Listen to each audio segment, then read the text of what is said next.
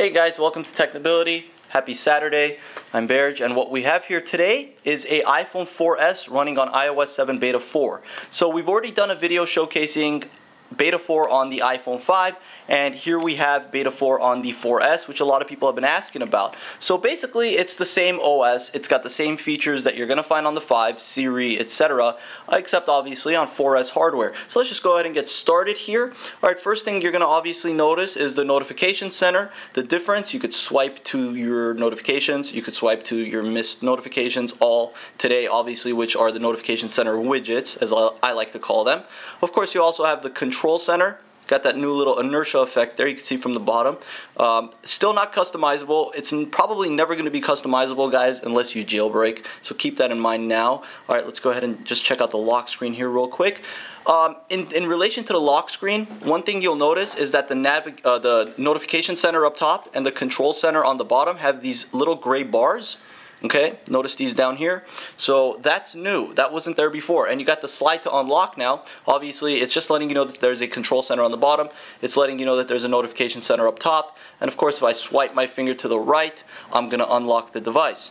Okay, so let's just go ahead and look at a few of the features here. You could see the folders, obviously, the same as they've always been. Just a little bit more fluid. And I gotta say, the iPhone 4S is running on an A5 dual-core chip. And this actually is optimized pretty well for the 4S's hardware, which, mind you, is from 2011. Now, the same can't be said for a lot of Android phones. I mean, have you ever tried running Android 4.2.2 on, say, a 2011 Android phone? It still runs decent, but for the most part, Apple at least gives you official updates and official builds of their update, whereas with Android, you're not going to get official builds most of the time. Alright, so let's just go ahead and check out Spotlight here. You can see pretty smooth, pretty quick to my response, quick to my touch, immediate. Folders, obviously, we just checked that out right there. If I take an icon and I drag it into another icon here, you create a folder, of course, which I'm not going to do right now, but you can see you create a folder. Dialer's the same. Safari, the tabs here in Safari are as such, and if you swipe away to the, if you swipe your finger to the left, you can actually close out of the tabs. Let's just try yahoo.com. Okay, so here we have yahoo.com. Now, there's gesture-based. There's a gesture-based system here with iOS 7. So basically what that means is if I swipe my finger to the left, it takes you back to whatever website it was that you were at, or back to a certain page that you were at within a website. So there's actually gesture-based to go back. There's also gesture-based to go forward. So it's a pretty cool added feature that they've included here with iOS 7. Something that's been needed with Safari because it's been a long time since they updated Safari. So it's a nice feature to have. Okay, let's just go ahead and check out the text messaging application here. So I'm going to go ahead and open a new text. Alright, so you can see the text messaging application. You got the transparent keyboard, of course, super responsive. Alright, so response is immediate to your touch. If I want to do voice commands, you need a network. Hey, how are you? What's going on? Hey, how are you? What's going on? So you can see right there. Alright, let's check out Siri. Tell me the weather.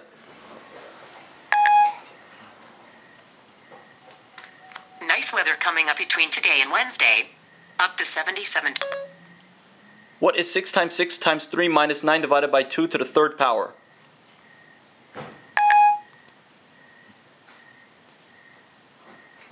I'm on it. The answer is 99. Turn on Bluetooth. Bluetooth is already on. Turn off Bluetooth. Okay, I turned off Bluetooth. Who is the owner of Microsoft? Let me have a look. Have a Here's look. some information. Steve Ballmer is the CEO. Bill Gates used to be the CEO. Of course, he stepped down and Steve Ballmer took over. You can see the camera here. Of course, you have the filters now, which is really cool. So obviously, you got the filters when you take a picture. Take a picture, it's immediate. Take a picture, it's immediate. Now, if I go to the picture here, right, I can share the photo by clicking right here. Okay, one photo selected. Click next. And you can see all the various sharing options. Now, you can't add third-party apps to this. You get what they give you, so FYI, keep that in mind. Let's cancel out of here. Let's go to camera roll. You can see if I pinch out of a picture here, I can kind of play around with it and do as such, right? You can actually do a whole little flippy thing there. And other than that, guys, I mean, everything else has basically stayed the same from previous beta builds. The weather has stayed the same. Of course, the calculator has stayed the same. You can see responsive. I will say that it's just much more responsive and fluid to your touch. That's one definite improvement that you're going to get here with Beta 4 and likely Beta 5, Beta 6, and eventually the gold version. So definitely nice on this end. If you go to settings, of course, you could change Siri's voice to a male voice. If I go to general and I go to Siri, you can see right here, voice gender, male. Should I call you Siri? Call who? What is your name? I don't see what is your name in your address book. Should I look for locations by that name? Is it me or is this guy a little bit too excited? He sounds a little bit too, like, bubbly. But then again, the whole iOS 7 layout's bubbly, right? So it kind of fits in with that whole image. Well, anyways, guys, that's basically all I wanted to cover. You got, you know, music, and you got everything else that's basically stayed the same from previous beta builds, voice recorder, etc. Otherwise, again, it's improved in mostly improved system and UI-wise, quickness, speed, and it runs really great on a 4S. It's something that I would recommend if you're looking into flashing it, but you're kind of having doubts. iOS 7 for the 4S is a lot better than iOS 7 for the 4. And I have a video of iOS 7 Beta 2 on the iPhone 4. And really, it's a little bit choppy. You got a single-core processor, but you got an A5 dual-core here.